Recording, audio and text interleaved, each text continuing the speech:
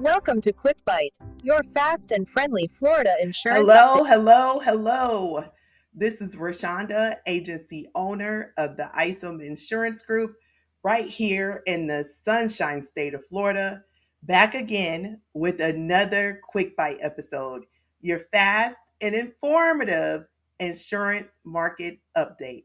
Today is Monday, February the 23rd, 2026, and we are officially in what I call the pressure cooker phase of the Florida legislative session. We are now more than halfway through the 60-day session, and here is what that means.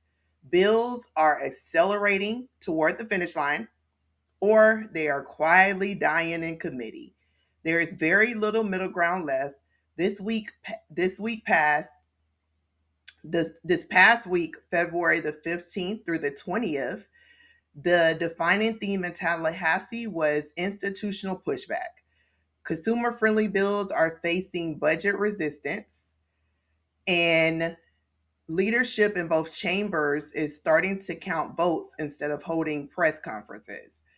So, today we're going to break down what moved, what stalled, what surprised everyone, and what this means for you as a Florida homeowner, driver, or business owner.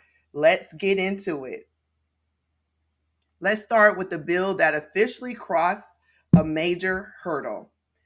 The SB 1396, the Litigation Investment Safeguard Bill, passed the full Senate this week. That is a big deal. This bill requires disclosure of third-party lawsuit financing and limits the control outside investors can have over legal strategy. In plain English, it is if a hedge fund or foreign entity is funding a lawsuit in Florida, that funding must be disclosed. This bill has been controversial. Trial attorneys argued its limit access to justice. Business groups argue it prevents what they call casinos in the courtroom.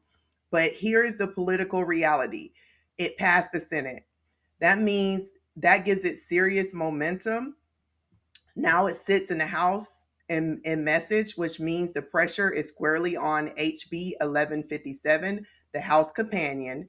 HB 1157 has been lingering in the Civil Justice and Claims Subcommittee, but now that the Senate has acted, House leadership is under pressure to move.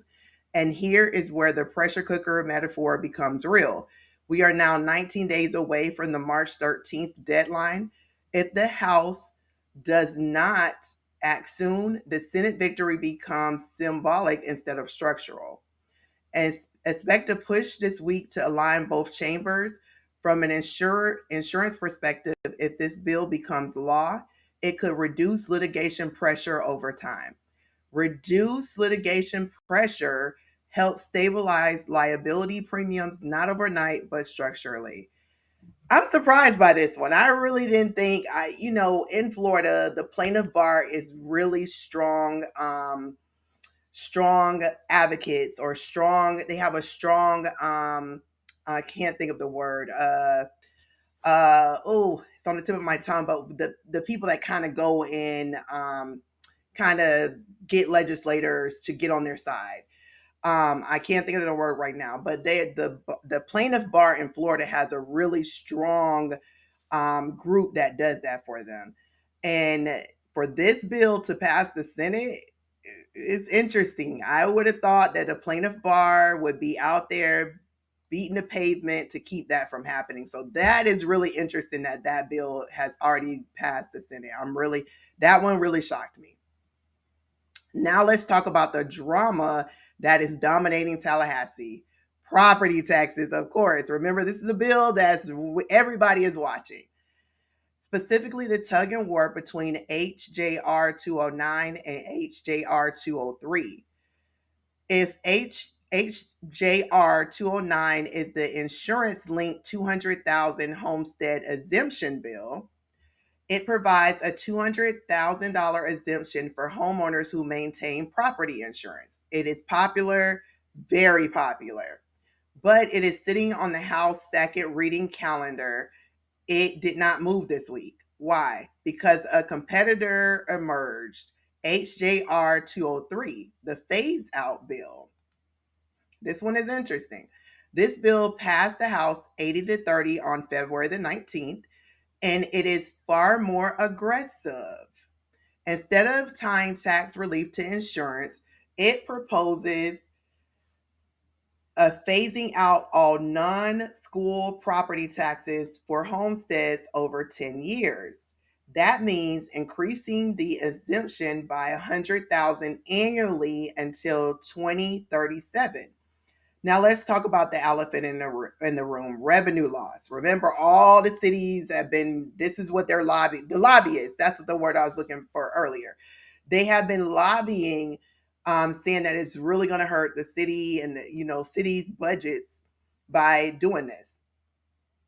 The Florida League of Cities released a report claiming HJR 209 would create a $7.1 billion shortfall for local governments. The Senate is even more cautious about HJR 203, which could mean a $14.8 billion annual impact. That is not pocket change. Senate President Ben Albritton has expressed concerns about destabilizing city budgets. Here is the political chessboard. The House is moving aggressively on tax relief. The Senate is applying brakes. For anything to reach the November 2026 ballot, both chambers must agree on one single version. Right now, they do not. And investors are watching this closely. Why? Because if the insurance linked version dies in favor of the total phase out, the incentive to maintain private insurance weakens. And if fewer homeowners maintain coverage, the recovering private market could destabilize. That is not dramatic language, that is actuarial math. Let me give you a quick post check from the market side. Slide Insurance took another 8,000 citizens policies this week. That is part of the ongoing citizens clearance. Progressive, $1 billion. They rolled out $1 billion refund is about 60% complete. So let me just stop there. Anyone that with your Progressive, please contact your agent and find out about the refunds. I have seen some of my Progressive customers have started to get their credits, and some are getting, checks in the mail or checks deposited back or credits deposited right back into their bank accounts. So really contact your agent if you do have a Progressive policy and make sure I've reached out to all my customers, let them know what's going on. And like I said, some have actually called us as well. Workers' comp remains steady at record lows. Commercial auto ticked up slightly, largely due to rising EV repair costs. These legislative tax decisions directly impact market confidence. Markets like stability. Uncertainty makes carriers cautious. We don't want carriers getting cautious now when we see in the market is dropping rates. We see companies issuing credits and checks back. We want that to continue. Cautious carriers tighten underwriting, and they tighten underwriting affects consumers. It is all connected. Now let's talk about one of the most likely bills to become law this session. HB 1399, the affiliate fee transparency. It passed the House 106-3. That is what I called clear for takeoff. Yes, it has now been formally referred to the Senate Banking and Insurance Committee. This bill requires property insurers to prove that payments made to sister companies are fair and reasonable. In plain English, it prevents profit shifting. This bill has bipartisan support because it is framed as accountability, and accountability bills tend to survive pressure cooker phases. I expect this one to move smoothly. Yeah, that one wasn't on my radar. I knew that one would go through. It benefits the consumer. I'm all for anything that benefits the consumer. HB 527 requiring human sign off for AI denied claims passed the House floor this week. This bill prohibits insurers from using algorithms as the sole reason to deny or reduce a claim. A qualified human must review it. This one has near universal support. It is considered a cleanup consumer protection bill, expected to sail through the Senate. Yeah, that's another one. The AI bill, I feel like that's common sense.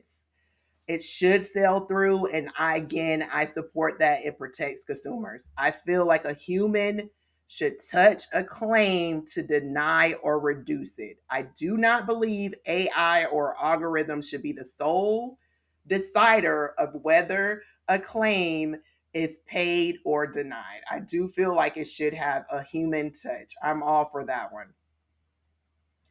Now let's talk about the bill that is likely dead for 2026, SB 522. That's the repeal of Florida's no-fault PIP system. Here's why it is stalled. It is a numbers fight, specifically a fight over medical payment limits. Insurers want a 5,000 med pay bridge with opt-out language. Hospitals want a mandatory of 10,000 med pay limit with no opt-out. Why? Hospitals fear billions in uncompensated ER care if med pay is optional or too low. Then there is the bad faith debate. The House wants stronger protections for insurers against bad faith lawsuits. This comes the election year fear. The Office of Insurance Regulation estimates 2/3 of drivers could see a $350 decrease, but 1/3 could see a 48 to 77% increase to meet new BI limits. That is called sticker shock. Lawmakers are terrified of sticker shock in an election year. Without agreement on MedPay and bad faith language, this bill is not moving and we are running out of time. I knew when they moved that bill to making it mandatory for medical payment coverage, and they wanted that to be the 10,000 instead of the PIP. To me, it should just keep the PIP. That one didn't. When they started doing all those extra changes to it and debating doing extra things to it, I knew that one doesn't really make sense to me. Roof age protections remains in negotiations. SB 808 was postponed earlier. Insurers want supercharge authority if forced to keep older roofs. Lawmakers want consumer protection. This one is in wrestling mode behind closed doors. HB 1263 passed subcommittee 18 to 0. Unanimous votes usually mean leadership has aligned. This bill strengthens insurer accountability measures, expected to continue moving. The arbitration choice bill has Senate movement. The Senate is ready to vote on the House language ending mandatory binding arbitration for citizens. Earlier data suggests more homeowners are choosing jury trial paths, even with slightly higher premiums. That signals distrust in administrative arbitrations. That trend is being watched closely. Yeah, because some private companies have started to give discounts for mandatory binding arbitration agreements versus, if there's a dispute, you agree to arbitration instead of going to trial. So I have seen a carrier that I know specifically that did start giving people a discount for that endorsement. They're no longer offering that endorsement. So I believe this bill is why. Because if they remove that language from citizens, then private insurance companies are going to face an uphill battle if they keep that language or try to charge a discount to put that language into their policy. So I see them no longer offering that. So that signals that they're watching this whether this bill passes or not. Let me summarize the vibe. Litigation finance, very likely. Affiliate transparency, very likely. AI and claims, near final. Property tax relief, high friction. PIP repeal, likely dead. Roof protections, negotiating. Accountability bills cleared for takeoff. This is what mid-session pressure looks like. Bills are no longer theoretic, no longer just in theory. They are survival based. If today's quick bite helped you understand what is happening during this pressure cooker phase of the Florida legislative session, now is a great time to review your current policy. If you would like to review your coverage or request a quote, please visit our website at www.isominsurancegroup.com, which is also below me, right below me on the screen. Legislation moves slowly until it does not. Preparation always beats reaction. If you found this episode helpful, please like this video, share it with someone who owns property or drives in Florida, and drop a comment below with any questions or topics you would like for me to address in any future episodes. Also, please subscribe to the channel so that you get notifications when new videos drop. And remember, Quick Bites drop every Monday, Wednesday, and Friday at 2 p.m. Eastern. And this video is for educational purposes only and should not be taken as specific legal, tax, or insurance advice. Please consult a licensed insurance professional about your unique situation. This is Roshonda with the Isom Insurance Group here in sunny Florida. Thank you for watching, and I will see you next time. Please stay safe out there. Bye. Thank you for watching. Visit us at isominsurancegroup.com.